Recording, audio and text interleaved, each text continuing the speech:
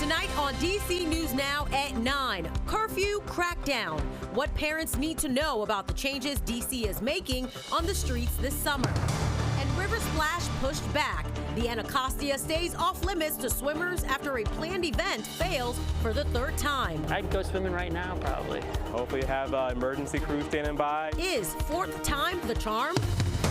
Good evening, everyone. We're seeing great conditions for your Tuesday. Let's talk about it coming up. And this 4th of July, Metro is making it easy and cheap to get a sober ride. We're stretching your dollar with when you can ride the rails for free this holiday.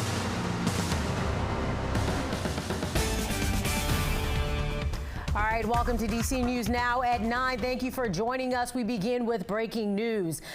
I'm Tosin Fakile. Chris Flanagan has the night off. Now, President Biden speaking out on today's Supreme Court ruling and former President Trump's immunity case. The Supreme Court ruled for the first time that former presidents are now legally immune from criminal prosecution if it's considered an official act. DC News Now's Mariel Carbone joins us in studio with details on the president's remarks tonight. And Mariel, the Biden administration calling this a very dangerous precedent.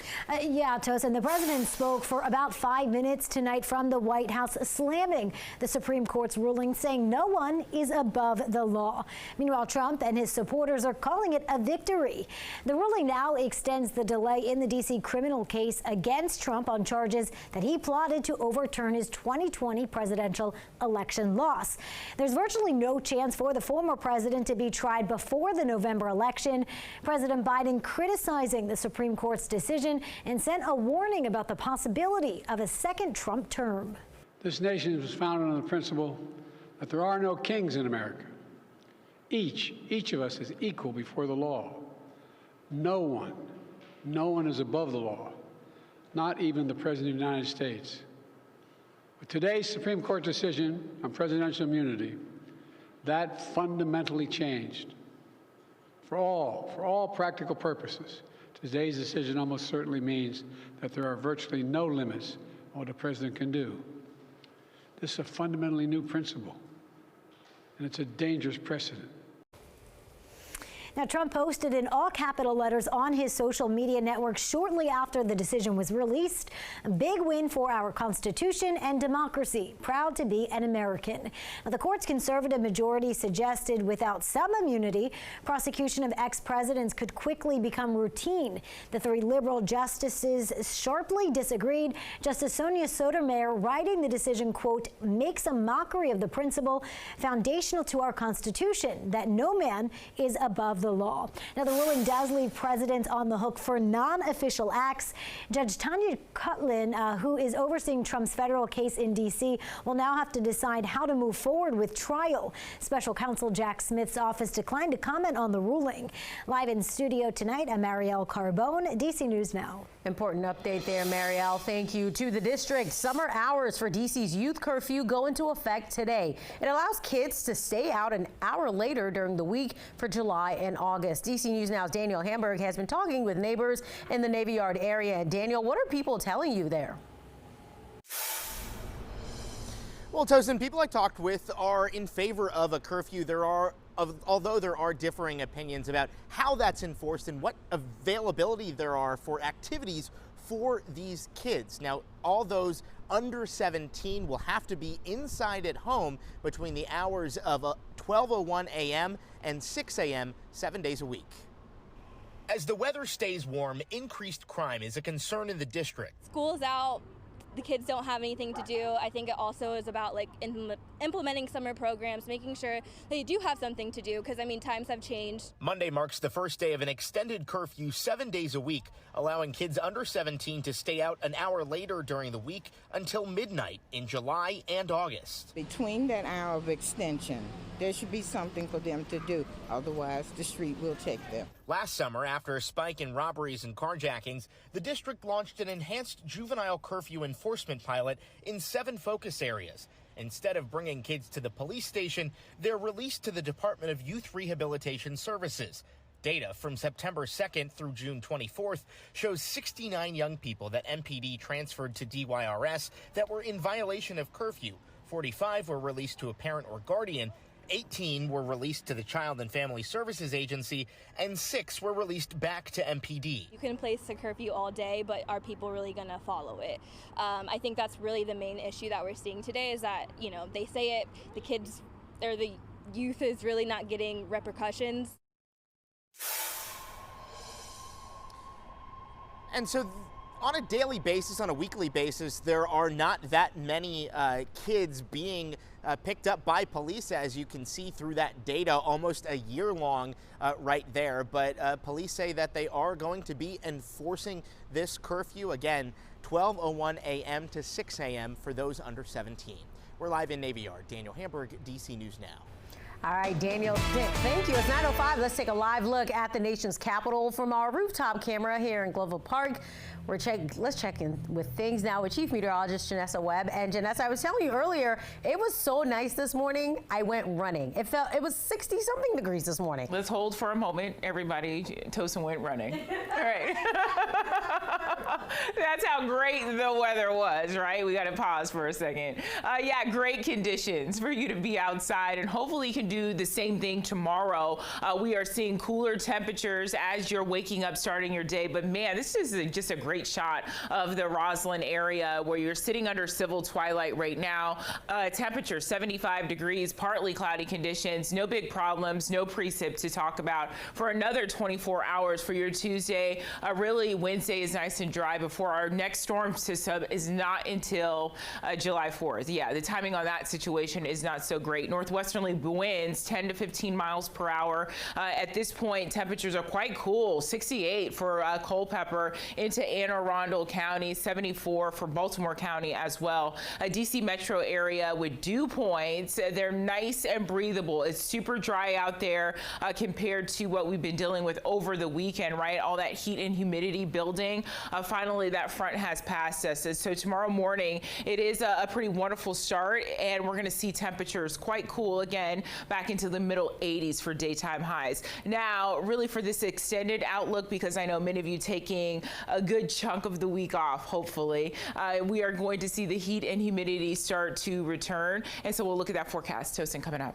All right, Janessa, looking forward to it. Thank you. Well, a man is recovering after being stabbed multiple times at Metro Center Station in Northwest. It happened just before noon today. Police say the suspect and the victim were fighting on the Red Line platform when the suspect pulled out a knife. After stabbing the victim, police say the suspect threw a bicycle on the tracks, which hit a moving train. The suspect now in custody. The victim is in the hospital with critical but non-life-threatening injuries. Metro says Red Line service is back to normal. In Virginia, a Frederick County School Board member has been sentenced to 12 days in jail for participating in the January 6th Capitol riots. Miles Atkins represents Shawnee District on the school board. According to the FBI, Atkins was one of hundreds to storm the Capitol on January 6th, even bragging on social media about drinking a Coors Light inside the building. Despite pleading guilty and being sentenced, Atkins will remain a school board member. An all-clear issued after reports of a suspicious package at Tanger Outlets. This is in Prince George's County, and Prince George's County fire crews were on the scene scoping out the National Harbor shopping center for several hours. They say nothing was found. Stores will be open as usual on Tuesday. Well, the highly anticipated Anacostia River splash was postponed yet again, this time because of E. coli levels. Now there's a new makeup date, July 13th, and a city filled with both excitement and some nervousness. Max Marcilla has the story.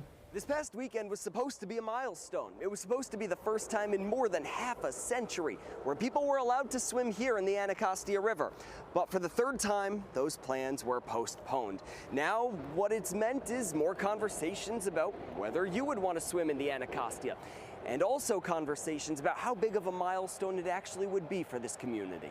All right, there we go. Just a few steps away from where Eddie Kessie is shooting hoops, the Anacostia River sits, void of swimmers for yet another weekend. I'm all for recreation on the water, but I don't think they're ready. Yeah, it's been a while since I actually played. So we met Kessie, and he says he's sticking to the blacktop and out of the water for fear of contaminants. It was polluted by sewage, trash, industrial pollutants. All those industrial polluters I mentioned, most of them are gone now. As groups including the Anacostia Watershed Society work to clean the river and reassure the public, there's also another thing on Kessie's community's mind. There's a number of things waterfront projects could do for communities that are positive. A swim, if it happens on July 13th, only a small first step. And again, you know, why is swimming in the river the benchmark? I don't know. I mean, it just sounds like a good story maybe, but I feel like having a clean river is the benchmark before you can start inviting people into swimming. A clean river, development, and investment into his home community is his goal, a sentiment shared by biker Eric Lang. I think it would be great as a first step, but it would be great if people could swim every day. Lang bikes through here at least once a week and knows the potential of this area, which right now is clouded by the cleanliness of the water. It's super pretty, especially if you come out here really early in the morning. In Northeast, Max Marcella, DC News Now. All right, Max, thank you for that story. Virginia Department of Health has declared the Lake Anna E. coli outbreak over. It's been more than 20 days since the last person visited the lake over Memorial Day holiday and became ill. This does not mean the lake is entirely safe to swim in. There is still a swim advisory in effect for the upper North Anna branch because of harmful algae blooms.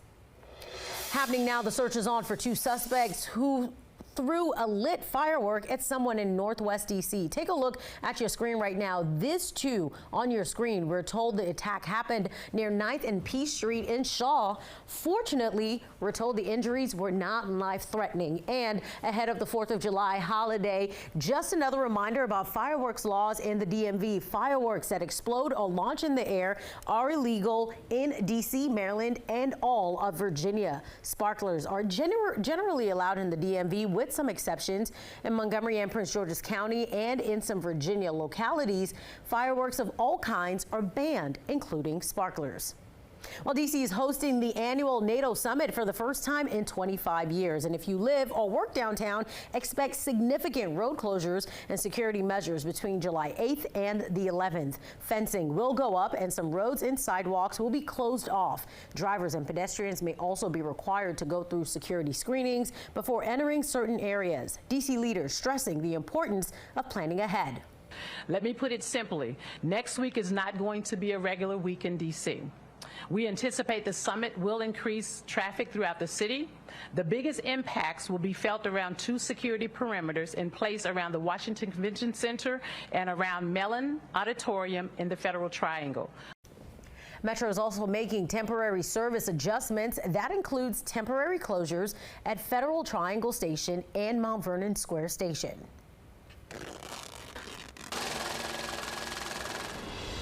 And stretching your dollar this 4th of July, Metro says it's celebrating the holiday with free rides and extra fast service. Metro Rail and Metro Bus will be free to ride after 5 p.m. until the system closes.